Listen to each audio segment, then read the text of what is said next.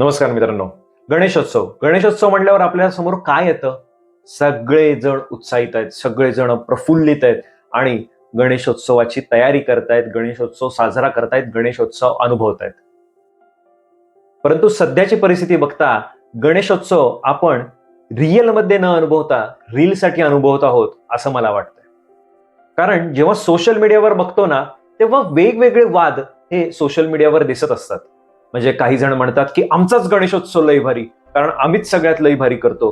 काही जण म्हणतात की आम्हीच संस्कृती जपणारे आहोत, आम्हीच परंपरा जपणारे आहोत, बाकीचे कोण नाहीत, आमच्यासारखं कोणच नाही. हे बघितल्यावर असं वाटतं की गणपती बाप्पाला काय वाटत असेल की ही लोक काय करतायत माझ्या नावानं. हेच मला या व्हिडिओच्या माध्यमातून बोलायचं आहे की आपण गणेशोत्सव जो आहे, जो आनंदाचा सण बोललं जातं, विद्येची देवता आहे, कलेची देवता आहे गणपती बाप्पा, हे सगळं न अनुभवता आपण फक्त दिखाव्यासाठी या सगळ्या गोष्टी करत आहोत.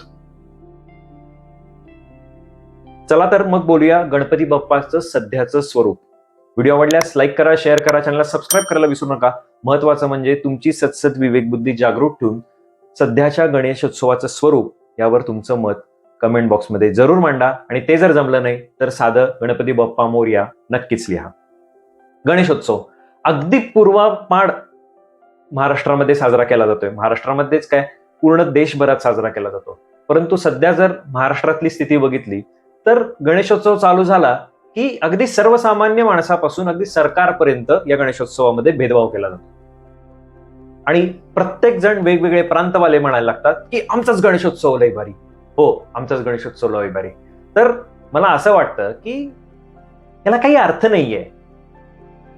आणि प्रत्येक जण जे काही आम्ही संस्कृती जपतो याची जी टिमकी वाजवतायत ना, ते कसे फोल ठरतात, कसे चुकीचे आहेत ते आपण दाखवून देऊया. आता काही जणांचं असं म्हणणं असतं की आमच्या मूर्ती सगळ्यात लई मोठ्या, आमचे सगळे गणपती बाप्पा नवसाला पावतात. कसल्या नवसाला पावतात तो गणपती बाप्पा तुमचे? आणि नवसाला पावणारे गणपती बाप्पाच्या पुढं पैसेवाला आला की त्याला 10 मिनिटं उभा केलं जातं, त्याची गणपती बाप्पा राहू दे त्याची आरती केली जाते. आणि सर्वसामान्य व्यक्ती आला तर त्याला हाडतोड केलं जातं. हे मी बोलतोय असं म्हणून नाही, आणि मी बोलणार, कारण माझ्या धर्माच्या मध्ये या असल्या फालतू गोष्टींना प्राधान्य देता कामा नये म्हणून मी बोलणार. ही संस्कृती का तुमची? हाच तुमचा नवसाचा बाप्पा का? की पैसेवाला आला की त्याला नमस्कार व्यवस्थित करून द्या, आणि महत्वाचं म्हणजे जो नमस्कार भक्त आलाय श्रीमंताचा त्याला हे सगळे पाया पडतात. हे कार्यकर्ते, तथाकथित कार्यकर्ते जे आहेत ते. का? कारण त्यानं अर्धा किलो सोनं दिलं, 1 किलो चांदी दिली म्हणून. आणि जो काही सर्वसामान्य माणूस आहे तो 10 रुपयाची दुर्वाची पुडी घेऊन येतो, दुर्वा घेऊन येतो, 20 रुपयाचा नारळ आणतो, 50 रुपयाचे पेढे आणतो, म्हणून तो आमच्यासाठी महत्वाचा नाही. कसल्या संस्कृतीच्या गप्पा मारता हो तुम्ही? कसल्या संस्कृतीच्या टिमक्या वाजवता की आमचाच गणेशोत्सव लय भारी, आमचंच हे भारी ते भारी. ह्याच्या पुढे येतात काही लोक, ते म्हणतात की आम्हीच सगळी संस्कृती जपतो, आम्हीच सगळ्या परंपरा जपतो, बाकी कुठं गणपती नाहीच करत, अशा आमच्यासारखा गणपती भारी कोणच बनवत नाही. कसली संस्कृती जपता हो तुम्ही? वर्षभर तुम्ही मस्त आपल्या शहरामध्ये एन्जॉय करता आणि तुमचा तिथं जो गावामध्ये भाऊ असतो, बहीण असती, त्याला साधं तुम्ही विचारत पण नाही. त्याच्याबरोबर जागेवरनं साधे कायम वाद. शेतीमधलं काही उत्पन्न आलं तर त्याच्यावरनं वाद. ही संस्कृती? जायचं मस्तपैकी 4 दिवस 5-6 दिवस जाऊन राहायचं. हे स्वतः मी माझ्या डोळ्यांना अनुभवलंय, आमच्या नातेवाईकांमध्ये अनुभवलंय म्हणून म्हणतोय. कोणाला काय वाटायचं तर वाटू दे. ही संस्कृती तुम्ही जपता? ही परंपरा जपता? परंपरा जपायची असेल तर वाडवडिलांनी दिलंय ते पुढे सांभाळा.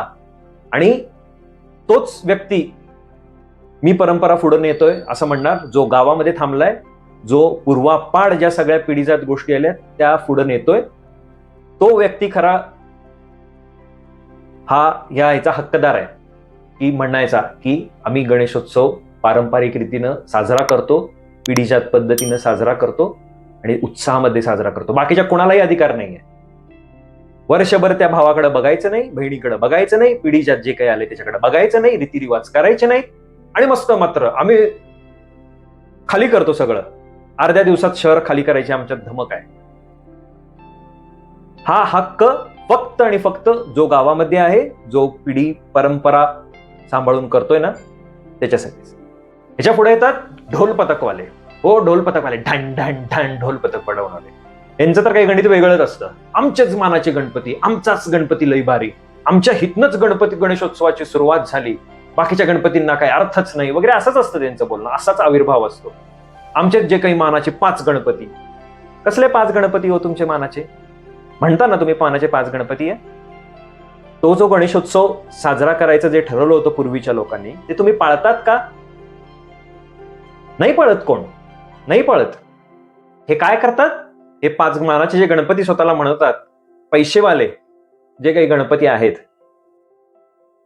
हे स्वतःची 4-4, 5-5 ढोल पथकं लावता. तुम्ही दुसऱ्या मंडळांना येऊ सुद्धा देत नाही लाईन मध्ये. गेली 10 ते 15 वर्ष, म्हणजे पहिल्यापासूनच वाद आहे, कारण गेली 10 ते 15 वर्ष तर हा वाद जास्तच वाढलाय. कारण यांच्याकडे पैसा आहे, बाकीच्या मंडळांना हे येऊ देत नाहीत, घुसू देत नाहीत योग्य वेळेमध्ये विसर्जनाच्या मिरवणुकीमध्ये. ही संस्कृती जपण्याची तुम्ही टिमक्या वाजवताय. दुसऱ्याला येऊ द्यायचं नाही, लाईन मध्ये जे करायचं नाही, ही सत्य परिस्थिती आहे. हे मस्त आपले 5-5 सगळा रोड ब्लॉक करणार आणि हे करणार. ह्यांचं सगळं दिवस झालं की झालं, म्हणजे आमचा गणेशोत्सव लय भारी, आम्ही गणेशोत्सव साजरा केला. हे बंद करा. सगळ्यांना समान संधी द्या. गुटकेवाल्यांच्या जीवावर ऍडव्हर्टाईज करणं, सण उत्सव साजरा करणं बंद करा. आणि जो मूळ कार्यकर्ता आहे, जे मूळ गणेशोत्सव साजरा करतात, त्यांना महत्व द्या. त्याच्या पुढचे जे येतात ते म्हणतात की आम्ही जुनं सुद्धा सांभाळतो, नवीन सुद्धा सांभाळतो, आम्ही ढोल पथक पण वाजवतो आणि डॉल्बी पण वाजवतो. काय करतो? ढोल पथक पण वाजवतो, आम्ही डॉल्बी पण वाजवतो.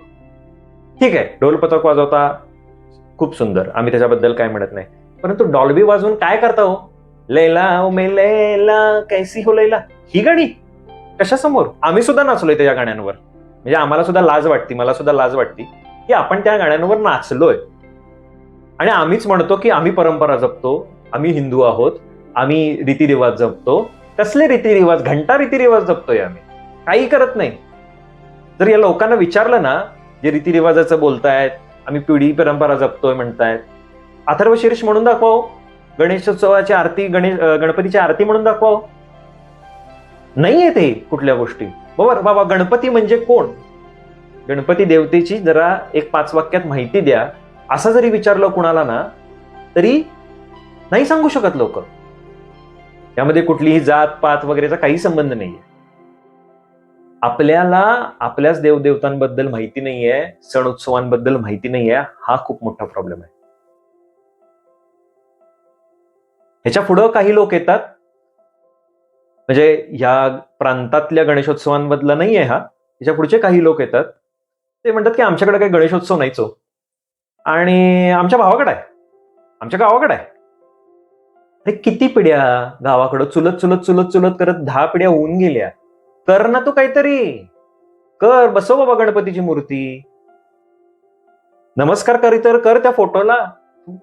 ते नाहीच, आम्हाला करायला नको आहे. कशाला तापक वाढवून घ्या. म्हणायला जगायचं आहे गावाकडे गणपती करतात, ते मोठ्या घरात आहे. कारण या लोकांना काहीही करायला नको असतं. आणि जर करायचं फक्त दाखवायला तिकडं 1-2 दिवस गावाकडे जाऊन येतात आणि मस्त म्हणतात की आम्ही गणेशोत्सव साजरा केला.